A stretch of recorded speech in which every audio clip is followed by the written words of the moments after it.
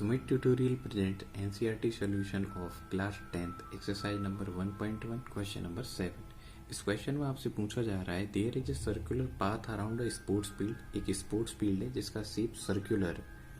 आगे बोलते हैं Sonia takes 18 minute to drive one round of the field. Sonia को 18 मिनट लगते हैं उसका वन राउंड कंप्लीट करने के लिए। Ravi takes 12 minute for the same, और सेम फील्ड को ड्राइव करने के लिए रवि को 12 मिनट्स का टाइम लगता है। Okay, suppose they both start at the same point. उन्होंने बोला है कि वो दोनों बच्चे एक ही पॉइंट से शुरू करते हैं, एक ही टाइम पर शुरू करते हैं, and go in the same direction, और एक ही डायरेक्शन में चल रहे हैं। मतलब वो साथ साथ दौड़ना शुरू करते हैं या साथ साथ ड्राइव करना शुरू करते हैं। After how many minute will they meet again at the starting point. आपसे पूछा जा रहा है कि इनिशियल पॉइंट पर वो दोबारा से कब मिलेंगे।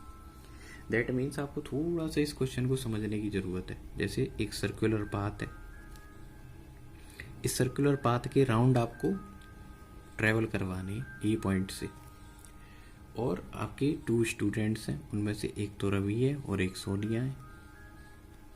ये मैंने सोनिया को बनाया, इसी तरीके से रवि को बनाया, ये रवि है। अब देखो सोनिया को तो टाइम लगता है 18 मिनट्स, क्वेश्चन में बोला हुआ है। रवि को टाइम लगता है इस सर्कुलर राउंड को ड्राइव करने में 12 minutes.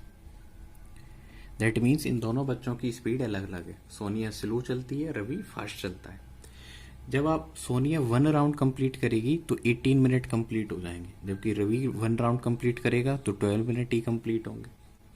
Sonia 2nd round complete करेगी तो 36 मिनट हो चुके होंगे। रवि 2nd राउंड करेगा तो 24 हो जाएंगे। सोनिया 3rd राउंड करेगी 54 मिनट होंगे, जबकि रवि 3rd राउंड करेगा तो कितना टाइम होगा 36 मिनट। इसका मतलब एक तो शुरुआती पॉइंट पर वो दोनों साथ साथ थे, और उसके बाद जो सोनिया के लिए 2nd राउंड होगा जबकि रवि के लिए 3rd राउंड होगा, उस टाइम पर भी ये दोनों बच्चे साथ साथ एक ही पॉइंट पर होंगे। यानी after 36 minute they meet again. अब ये तो हो गया हिट एंड ट्रायल से, लेकिन पेपर में तो हमें ये कॉन्सेप्ट से करना होगा ना, या तो एलसीएम से या फिर एचसीएफ से।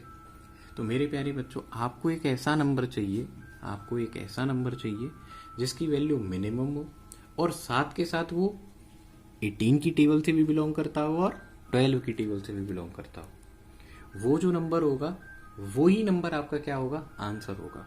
दैट मीन्स आप इस क्वेश्चन में एलसीएम फाइंड करेंगे। क्या फाइंड करेंगे? एलसीएम। ऐसा इसलिए करेंगे क्योंकि 18 और 12 से डिवाइड होने वाले नंबर्स पर ही वो दोनों एक दूसरे से क्या करेंगे, मीट करेंगे, एक दूसरे से मिलेंगे। तो अब आप आंसर लिखेंगे to meet at the starting point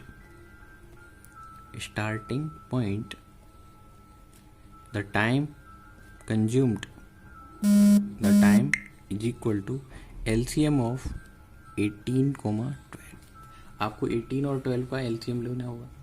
आपके सिलेबस में एलसीएम, एचसीएफ सभी प्राइम फैक्टर मेथड से हैं, तो मैं इसको प्राइम फैक्टर मेथड से ही सॉल्व करवा देता हूँ।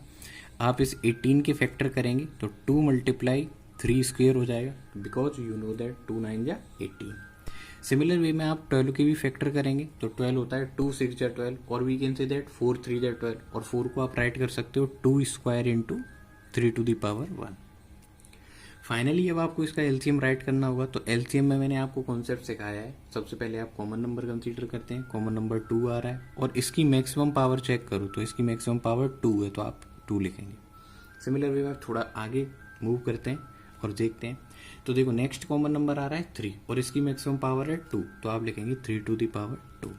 अब आप फाइनली इनको सोल्व कर लेंगे तो 2 स्क्वायर होता है 4 और 3 स्क्वायर होता है 9। Finally multiply them, then you will get 36 minute. यानी 36 मिनट वह मिनिमम टाइम है जिस पर वो दोनों बच्चे इनिशियल पॉइंट पर मिलेंगे। ऐसे ही वो 72 पर भी मिलेंगे। ऐसे ही 36 की टेबल के हर एक नंबर पर वो दोनों बच्चे अगर रनिंग करते रहते हैं ना तो मिलते ही रहेंगे। आपको मिनिमम टाइम बताना है, इसलिए आपका आंसर क्या आ जाएगा, 36 मिनट आ जाएगा। आई होप आपको ये एक्सप्लेनेशन अच्छे से समझ में आ गई होगी। अगर आपको इसमें कोई प्रॉब्लम रहती है तो please comment me in comment section. Please do like and subscribe my channel, और आपको अगर ये सारे वीडियोस से सारे कॉन्सेप्ट अच्छे से समझ में आ रहे हैं तो आप इनको अपने दोस्तों के साथ शेयर करिए, उनसे भी सब्सक्राइब करने के लिए बोलिए। Thank you for your support.